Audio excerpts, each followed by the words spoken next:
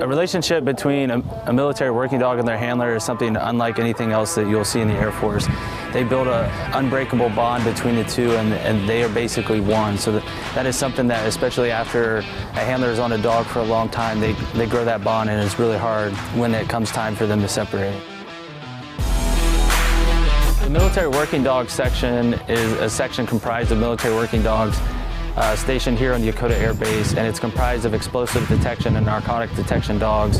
And we utilize those dogs for detection purposes and patrol purposes across base. Military working dogs are important to the integrated defense for the Air Force. So military working dogs bring an asset to the Air Force that is unmatched. So they can try to meet the explosive detection of a military working dog with electronics. They've tried it for 10 or 20 years, and it's something that's not possible. There's literally no other better detection asset than a military working dog.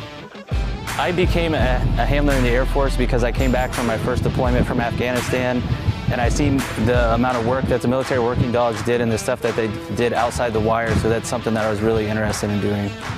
I have a lot of pride in being a handler, so having the ability to train my dog different things and show off my dog to the general public, and then just having that inseparable bond with a dog, and you actually get to take a dog to work with you and create, a fun environment for the dog, and you get to care for them.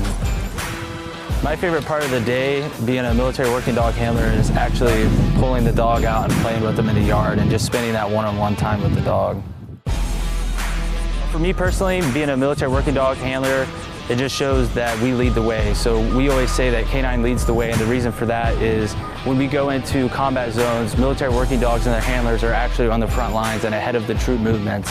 So being a military working dog handler, to me personally, means that I'm charged with more responsibilities than a regular patrolman. I'm charged with keeping the base secure and then being a part of that integrated defense.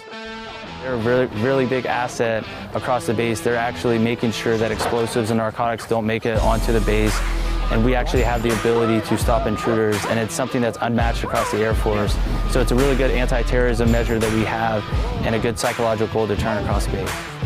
You actually get to play with the dogs on a daily basis and get paid for it. So it's definitely something that you can't really do anywhere else in the Air Force, and to me personally, I think that's amazing.